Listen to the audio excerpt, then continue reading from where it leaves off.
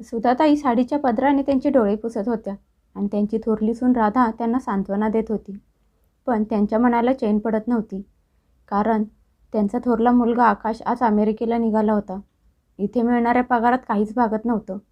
भाड्याचं घर, 2 लहान मुलं आणि आईची जबाबदारी आणि धाकटा भाऊ होता, तो अजून शिकत होता. अशा वेळेस मिळणाऱ्या थोड्याशा पगारात सगळं भागवणं खूप मुश्किल होत होतं. शेवटी मनावर दगड ठेवून त्याने परदेशात नोकरी करायला जाण्याचा निर्णय घेतला. त्याची इच्छा तर हीच होती की तिथे जाऊन नोकरी, कामधंदा शोधून पैसे साठवून घरी पाठवून द्यायचे आणि थोडा जास्त पैसा साठवून आपल्या मायदेशी येऊन एखादा छोटासा बिझनेस करायचा. पण त्याला माहीत नव्हतं त्याच्या जाण्यामुळे त्याच्या छोट्याशा कुटुंबावर वादळ येणार आहे. त्याची लहान मुलं त्याच्या पायाला पकडून उभी होती. वडिलांना त्यांना सोडून जाण्याचं दुःख त्यांच्या चेहऱ्यावर दिसत होतं. त्याचा धाकटा मुलगा राजू फक्त 4 वर्षाचा होता. एअरपोर्टवर वडिलांना सामान ओढत घेऊन जाताना खूप निरागसपणे आईला म्हणाला, "आई, बाबा आमच्यासाठी खाऊ आणि खेळणे आणायला निघाले आहेत का? ते घरी कधी परत येणार?" मुलाचं निरागस बोलणं ऐकून राधाचं मन तडफडत होतं आणि त्याच्यापेक्षा 1.5 वर्षांनी मोठा आरव होता. तो शांत उभा होता. आकाशला जाऊन खूप वेळ झाला होता. सुधाताईंनी स्वतःला सावरलं होतं. आकाश गेल्यानंतर त्या दोघी भाड्याने आणलेल्या गाडीतून घरी परत आल्या. पूर्ण रस्त्यात सुधाताई राधासोबत एकही शब्द बोलल्या नाहीत. राधासाठी ही काही नवीन गोष्ट नव्हती. जेव्हापासून आकाश आणि राधाचं लव्ह मॅरेज झालं होतं, तेव्हापासून तिची सासू तिला पसंत करत नव्हती. तिच्या सासूला या गोष्टीचा खूप राग होता की त्यांच्या मुलाने त्यांनी पसंत केलेल्या मुलीशी लग्न न करता त्यांच्या मनाविरुद्ध त्याच्या आवडीच्या मुलीशी लग्न केलं होतं, जी दुसऱ्या जातीतली होती. पण आकाशने कधीच या गोष्टीकडे लक्ष दिलं नव्हतं. सुधाताई मुलाच्या समोर राधासोबत चांगलं वागत असायच्या, पण खरी हकीकत फक्त राधालाच माहीत होती. आकाश घरातून कामाला बाहेर गेला की तिची सासू तिला टोमणे मारून तिचं जगणं मुश्किल करून ठेवत असायची. आत्ता पण राधा मनातून खूप घाबरली होती. आकाश परदेशात नोकरी करायला गेल्यानंतर तिची सासू तिची काय हालत करून ठेवणार आहे काय माहीत. कारण आता आकाश पण इथे नव्हता. त्यामुळे तिच्या सासूला कशाचीही भीती नव्हती. राधा मजबूर होती, त्यामुळे गप्प होती. आणि जसा राधाने विचार केला होता अगदी तसंच झालं. घरी आल्यावर उठता बसता तिच्या सासूने तिला ऐकवायला सुरुवात केली. टोमणे मारत म्हणायची, "माहीत नाही कसली बायको घेऊन आला आहे. तुझी पावलं या घरासाठी अपशकुन आहेत. सुना तर घरच्या लक्ष्मी असतात. एक माझी सून आहे, तिने उरलेली कमाई पण संपवून टाकली. माझा बिचारा मुलगा पैसे कमवायला बाहेरच्या देशात गेला." रोज रोज सासूचे बोलणे, टोमणे ऐकून राधा मनातून खचत चालली होती. फोनवर नवऱ्याला आकाशला सासूबद्दल काही सांगायला गेली तर तो उलटा तिच्यावर ओरडत असायचा. म्हणायचा, "माझ्या म्हाताऱ्या आईची काळजी घेत जा, तिला त्रास देऊ नकोस. अगोदरच तिच्या मनाविरुद्ध जाऊन मी तुझ्याशी लग्न केलं आहे." बिचाऱ्या राधाला दोन्ही बाजूने ऐकून घ्यायला लागत होतं. आकाशला जाऊन 2 महिने झाले होते. तिथे त्याला चांगल्या पगाराची नोकरी मिळाली होती आणि तो दिवस पण आला जेव्हा आकाशने खूप पैसा त्याच्या घरी पाठवून दिला. त्याने ते पैसे त्याच्या धाकट्या भावाच्या खात्यावर पाठवले होते आणि त्याने आणून सरळ आईच्या हातात दिले. त्याची आई सारखी सारखी पैसे मोजत होती. त्यांना विश्वासच बसत नव्हता की एवढा भरपूर पैसा त्यांच्या हातात आला आहे. तेवढ्यात अचानक राधा मुलाला झोपून खोलीतून बाहेर आली आणि सासूला पैसे मोजताना बघितले. ती सासूला प्रश्न विचारणारच होता की हे पैसे आकाशने पाठवले आहेत का? पण अचानक तिच्या सासूने तिला समोर बघितलं आणि त्यांच्या जवळचे पैसे मांडीखाली लपवून ठेवले. हे बघून राधा हैराण झाली, पण काही बोलली नाही. तिच्या सासूने लगेच चेहऱ्यावरचे भाव बदलून रागात म्हणाली, "कधीपासून मुलाला झोपवत होतीस? माझं डोकं खूप दुखत आहे. माझ्यासाठी आल्याचा गरम गरम चहा बनवून आण आणि त्यानंतर रात्रीच्या जेवणाची तयारी कर. जेवणात काहीतरी चांगलं बनव. आज तुझ्या नंदेला आरतीला पण जेवायला बोलवलं आहे.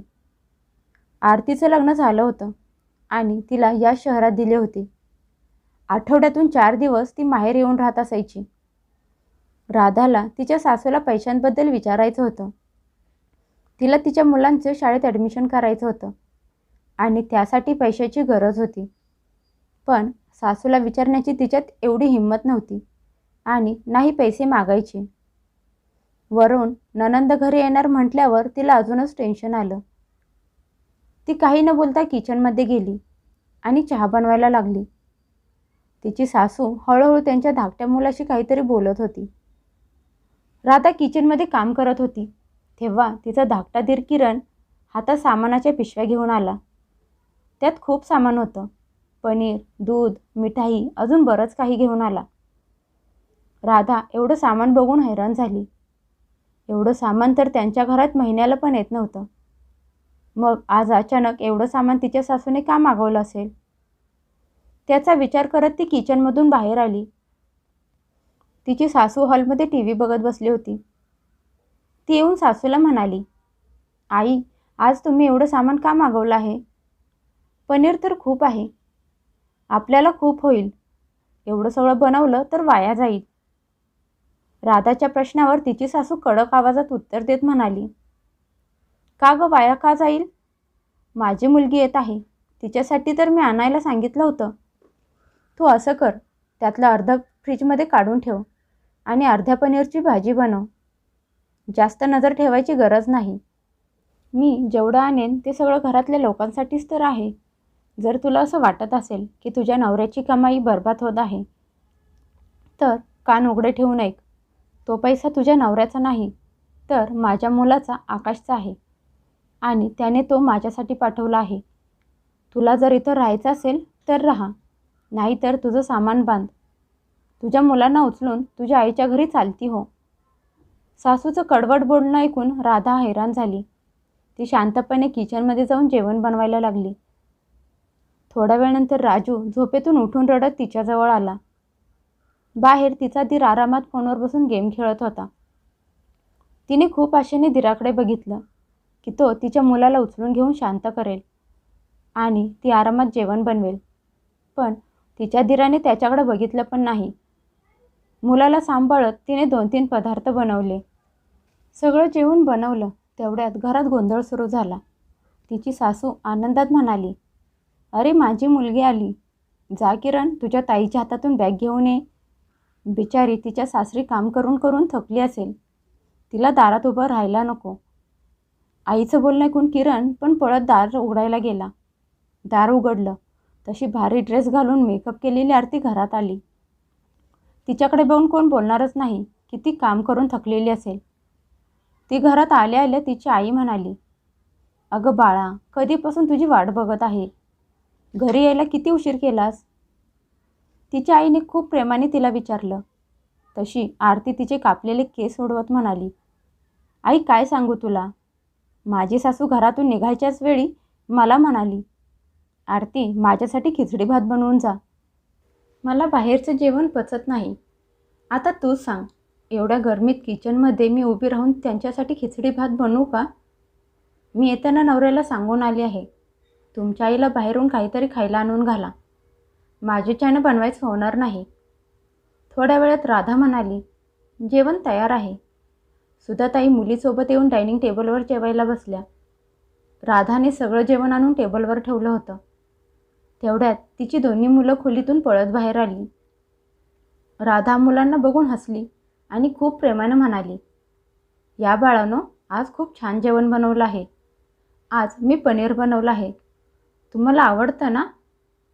आरवला पनीर खूप आवडत होतं, पण पनीर महाग असल्यामुळे घरात खूप कमी आणलं जात असायचं. जसं त्याने आईच्या तोंडातून ऐकलं की पनीर बनवलं आहे, तसा तो पळत जेवायला आला आणि खुर्चीवर बसला. राधा एका प्लेटमध्ये पनीर घ्यायला लागली. थोडंसं पनीर तिने प्लेटमध्ये घेतलं होतं. तसा तिच्या सासूने तिच्या हातावर जोरात फटका मारला आणि प्लेट खाली पाडली.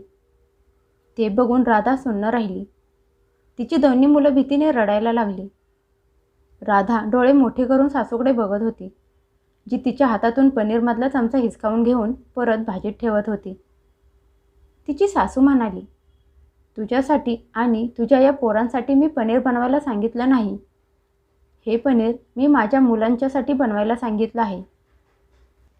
माझा मुलगा बाहेरच्या देशात जाऊन मेहनत तुला आणि तुझ्या पोरांना सांभाळण्यासाठी करत नाही.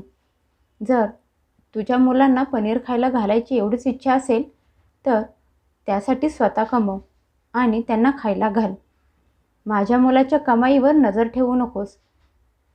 राधाने चपातीसोबत सकाळची भाजी घेतली आणि मुलांना जेवायला घातलं. पण ही फक्त त्या दिवसाची हकीकत नव्हती. त्या दिवसानंतर हे रोजचंच व्हायला लागलं होतं. आकाश प्रत्येक महिन्याला त्याच्या आईला भरपूर पैसे पाठवून द्यायचा, पण त्यातला 1 रुपया पण राधाच्या हातात यायचा नाही. तिची मुलं अजून शाळेत जात नव्हती आणि राधा 1-1 रुपयासाठी तरसत असायची.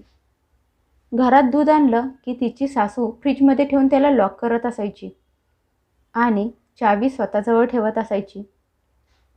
राधाची बिचारी मुलं दुधासाठी तरसत असायची. त्यांच्या बापाच्या कमाईतून आणलेल्या या गोष्टी त्यांना खायला मिळत नव्हत्या. जेवण बनवताना तिची सासू किचनमध्ये उभी राहत असायची. पण एवढं सगळं करून राधाला आणि तिच्या मुलांना चांगलं चमचमीत खायला कधीच मिळत नसायचं. त्यांच्यासाठी घरातलं साधंसुधं जेवण असायचं. तिची सासू राधाकडून कुठल्या जन्माचा बदला घेत होती काय माहीत. तिची सासू राधाला आणि तिच्या मुलांचा तिरस्कार करत होती. स्वतःच्या नातवांना पण त्या नीट बघत नव्हत्या. त्या दिवशी राधाचा धाकटा मुलगा राजू खूप आजारी होता. त्याला खूप ताप आला होता आणि खोकला पण होता.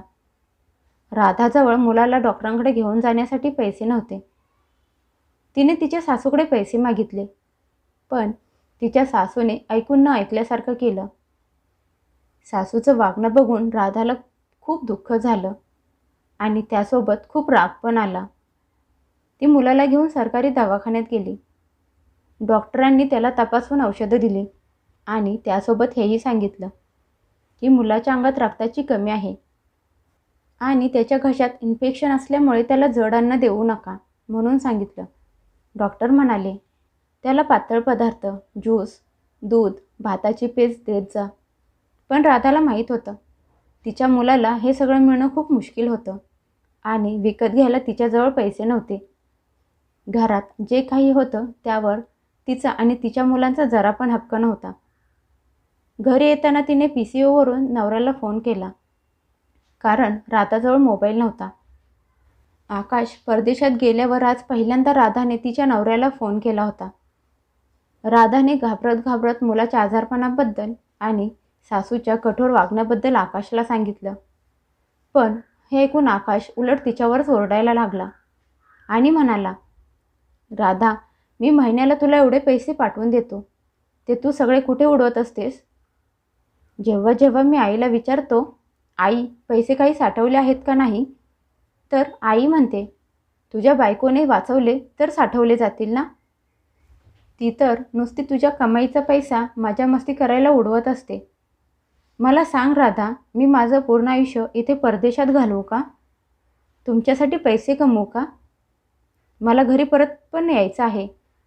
जर तू असाच फालतू पैसा खर्च करत राहिलीस, रोज पनीर आणि चांगलं चांगलं बनवून खात राहिलीस, एका वेळेस मुलांना लिटर लिटर दूध पाजत राहिलीस, तर तूच मला सांग, पैसा कसा काय शिल्लक राहणार? आकाश बायकोचं बोलणं ऐकायचं सोडून बोलतच सुटला होता आणि राधा हैराण होऊन नवऱ्याचं बोलणं ऐकत होती. शेवटी कंटाळून तिने फोन कट केला. राजू सरकारी दवाखान्यातली औषधं खाऊन ठीक झाला. त्याला दूध, ज्यूस तिच्या सासूने देऊच दिलं नाही. दुसऱ्या दिवशी तिची नणंद घरी परत आली. तिच्या सासूने जेवणाची खूप मोठी लिस्ट राधाच्या हातात दिली आणि म्हणाली, चांगलं चवदार जेवण बनवायला हवं, आणि स्वतःच्या मुलीला घेऊन खरेदी करायला बाजारात निघून गेली. सगळं काम करून राधा थकली होती. नंदेसाठी जेवण बनवून बनवून तिची कंबर मोडली होती. तिची मुलं रडत होती ती वेगळीच. तिची सासू आणि नणंद जेव्हा घरी परत आल्या तेव्हा त्यांच्या हातात खरेदीच्या खूप बॅग होत्या. थोड्या वेळात त्या दोघी हॉलमध्ये बसून खरेदी केलेल्या गोष्टी बघत होत्या. त्यात छान सुंदर असा कॉटनचा ड्रेस होता. तो बघून राधा त्याच्यावरून नजर हटवू शकली नाही. तिने तिच्या हातात अंगावर असलेल्या ड्रेसचा तो भाग लपवला होता जो तिने शिवला होता. आकाश परदेशात जाण्याअगोदर त्यांची परिस्थिती अशी नव्हती की सारखी सारखी नवीन कपडे खरेदी करता येतील. ती अजूनपर्यंत तिच्या लग्नात मिळालेले ड्रेस वापरत होती. पण आज जेव्हा तिचा नवरा लाखात कमवत होता तरी पण ती आणि तिची मुलं फाटके जुने कपडे घालण्यासाठी मजबूर झाली होती. आणि तिच्यासमोर तिची सासू आणि नणंद चांगली ब्रँडेड कपडे वापरत होती. तिच्या नंदेच्या चेहऱ्यावर आनंद होता.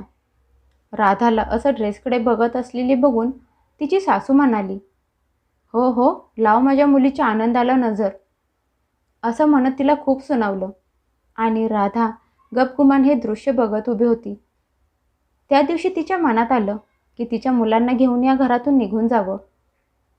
अचानक एक दिवस असं काही झालं ज्याची सुधाताईंनी कधी कल्पना पण केली नव्हती. संध्याकाळी सुधाताई टीव्ही बघत बसल्या होत्या आणि दार वाजलं.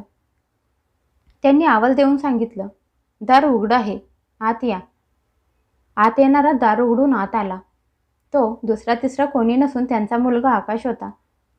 खांद्यावर बॅग अडकून तो किती रुबाबदार आणि हेल्दी दिसत होता. सुधाताई अगोदर तर त्याला अचानक समोर बघून दचकल्या आणि मग आनंदात त्याला मिठी मारली. आकाश पण एवढ्या वर्षांनी आईला बघून खूप खुश होता.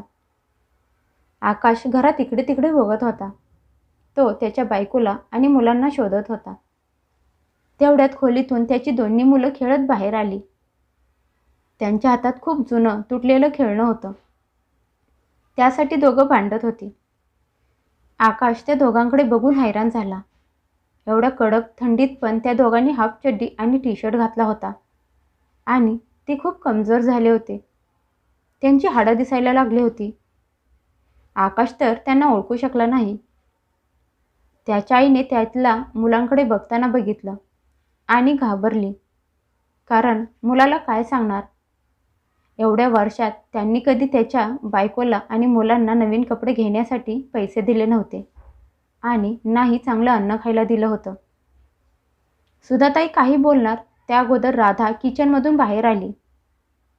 ती नवऱ्याला अचानक समोर बघून खूप हैराण झाली. आकाशने तिच्याकडे बघितलं आणि हसला. राधा पण नवऱ्याला बघून खूप खुश झाली होती. दोघांनी एकमेकांची विचारपूस केली. तेवढ्यात आकाशची नजर तिच्या अंगावर असलेल्या ड्रेसवर पडली. तो जागोजागी शिवलेला होता. तो बघून आकाश खूप चिडला आणि म्हणाला, राधा, काय हालत करून घेतली आहेस तू तुझी आणि मुलांची. तुमच्याकडे बघून असं वाटत आहे की तुम्ही एखाद्या भिकाऱ्याची बायको आणि मुलं आहात. मी महिन्याला लाखो रुपये घरी पाठवत होतो. कमीत कमी मुलांसाठी तरी चांगली कपडे खरेदी करायची होतीस. आकाशला हे सगळं बघून सहन झालं नाही. राधाने एक नजर तिच्या सासूवर टाकली, जी घाबरून इकडे तिकडे बघत होती. तेवढ्यात त्या विषय बदलण्याचा प्रयत्न करत मुलाला म्हणाल्या, अरे आकाश, आज रात्री तू जेवणात काय खाणार आहेस. आकाशने मटर पनीर खायची इच्छा सांगितली. त्याच्या आईने लगेच किरणला बाजारात पाठवलं आणि पनीर आणि बाकीचं सामान घेऊन यायला सांगितलं. आकाश फ्रेश व्हायला खोलीत गेला आणि राधा जेवणाची तयारी करायला किचनमध्ये गेली. खरा तमाशा तर तेव्हा झाला जेव्हा रात्री राधाने सगळं जेवण टेबलवर आणून ठेवलं. सुधाताईंनी आकाशसाठी पनीरची भाजी वाटीत काढली. तेवढ्यात किचनमधून राजू आणि आरव दोघे बाहेर आले. आकाशने आवाज देऊन त्या दोघांना जवळ बोलावलं. ती दोघं वडिलांच्या जवळ गेली. आकाशने खूप प्रेमाने दोघांना जवळ बसवलं आणि त्यांच्यासाठी पनीरची भाजी प्लेटमध्ये काढली आणि ती प्लेट आरव आणि राजूच्या समोर ठेवली. जशी प्लेट आरव समोर ठेवली, आरव उठून मागे गेला आणि राजू तर रडायला लागला. हे सगळं बघून आकाश बघतच राहिला. आरव घाबरलेल्या नजरेने त्याच्या आजीकडे बघत होता. आकाशला तर काहीच कळत नव्हतं की काय चालू आहे. काय झालं बाळा, तुम्ही दोघं का रडत आहात. तुम्हाला पनीर खायला आवडत नाही का. आरव घाबरून त्याच्या आजीकडे बघत होता आणि राजू नको नको म्हणून मान हलवत म्हणाला, नको बाबा, आम्हाला पनीर नको आहे. आजी आम्हाला पनीर खाऊन देत नाही. जर आम्ही पनीरचा एक तुकडा जरी खाल्ला तरी आजी आम्हाला खूप मारेल आणि उपाशी ठेवेल. राजू घाबरत निरागसपणे सगळं बोलत होता. आजी आम्हाला म्हणाली आहे की तुम्ही फक्त डाळ आणि चपाती साधं जेवण खायचं. नातवाचं बोलणं ऐकून सुधाताईंच्या चेहऱ्याचा रंगच उडाला. आकाश कधी मुलांकडे बघत होता तर कधी त्याच्या आईकडे. तेवढ्यात राधा पण किचनमधून बाहेर आली. सुधाताई म्हणाल्या, आकाश तुझी मुलं खोटं बोलत आहेत. हे बघ तुझ्या बायकोने तुझ्या माघारी मुलांवर कसले संस्कार केले आहेत, जशी की मी त्यांची दुश्मन आहे. असं म्हणत त्यांनी खोटं खोटं रडायला सुरुवात केली. राधा हे सगळं बघत उभी होती. राजू अजून पण रडत जेवणाचं ताट मागे सरकत होता. राधाने पुढे येऊन त्याला उचलून घेतलं. तिच्या डोळ्यात पण पाणी येत होतं. आकाश कधी बायकोची आणि मुलांची अवस्था बघत होता तर कधी आईकडे बघत होता. आईने भारीतली साडी नेसली होती आणि तिची तब्येत पण चांगली झाली होती, पण त्याची बायको आणि मुलं खूप कमजोर आणि अशक्त वाटत होती. आकाशच्या लक्षात आलं की गोष्ट ती नव्हती जी आई नेहमी फोनवर सांगत असायची. तो उठला आणि त्यांच्या खोलीत गेला. खोलीत जाऊन त्याने कपाट उघडलं. त्यात त्याला कुठेच 1 रुपया पण ठेवलेला दिसला नाही आणि नाही कपाटात नवीन कपडे ठेवलेले दिसले. त्या कपाटात बायकोचे आणि मुलांचे सगळे जुने फाटके कपडे ठेवलेले होते, जे त्याने जाण्याअगोदर बायकोला आणि मुलांना घेऊन दिले होते. त्याने वळून त्याच्या मुलांकडे बघितलं. त्यांनी खूप जुने कपडे घातले होते, जे त्यांना नीट बसत पण नव्हते. हे सगळं बघून आकाशचे मन खूप दुःखी झालं. थंडीत पण त्याच्या मुलांकडे घालण्यासाठी स्वेटर नव्हता आणि नाही गरम कपडे होते. तो खोलीतून बाहेर आला आणि आईला म्हणाला, आई ते सगळे कपडे कुठे आहेत जे तुम्हाला व्हिडिओ कॉलवर दाखवत होतीस की तू राधा आणि माझ्या मुलांसाठी खरेदी करून घेऊन आली आहेस? कपाटात तर त्यातला एकही कपडा दिसत नाही. या सगळ्यांनी तर जुने फाटके कपडे घातलेले आहेत. त्याच्या आईने रडून गोंधळ घालायला सुरुवात केली. पण आकाशला खरी हकीकत समजली होती. त्याला आठवलं 1-2 वेळा राधाने घाबरत घाबरत सांगायचा प्रयत्न केला होता. त्याने स्वतः तिचं बोलणं ऐकून न ऐकल्यासारखं केलं होतं. लाजेने तो डोकं पकडून खाली बसला. त्याच्या डोळ्यातून पाणी यायला लागलं. त्याला त्याच्या आईचं खरं रूप समजलं होतं. त्याला जाणीव झाली की त्याची बायको त्याला जे सांगत होती ते सगळं खरं होतं, पण त्याने बायकोच्या बोलण्यावर विश्वास न ठेवता त्याच्या आईवर विश्वास ठेवला आणि त्याचे परिणाम त्याच्या बायकोला आणि मुलांना भोगायला लागले. तो म्हणाला, मी आता परदेशात परत जाणार नाही. जे काही कमवलं आहे त्यातून नवीन छोटासा बिझनेस सुरू करणार आहे. आकाश त्याच्या आईला म्हणाला, आई इथून पुढे जर माझ्या बायकोला आणि मुलांच्यासोबत कुणी चुकीचं वागलं आणि त्यांचा हक्क जर दुसऱ्या कुणाला दिला तर मी हेही बघणार नाही की तू माझी आई आहेस. त्याच्या बोलण्यात राग स्पष्ट दिसत होता. त्याच्या आईच्या तोंडातून एकही शब्द निघाला नाही. आता त्यांना जाणीव झाली होती की त्यांचा मुलगा खरं खोटं ओळखायला शिकला आहे. आकाश उठला आणि बायकोला म्हणाला, तुम्ही सगळे आवरून घ्या. आपल्याला बाहेर जायचं आहे. आपण तुमच्या सगळ्यांसाठी खरेदी करायला जाणार आहोत आणि येताना बाहेरून जेवण करून येऊ, कारण माझ्या कमाईवर सगळ्यात अगोदर तुमच्या तिघांचा हक्क आहे. आज आकाशला त्याच्या चुकीची जाणीव झाली होती. तो बायकोची माफी मागत म्हणाला, राधा मला माफ कर. मी तुझ्या बोलण्यावर विश्वास ठेवला नाही. माझ्यामुळे तुला आणि आपल्या मुलांना अशा अवस्थेत राहायला लागलं.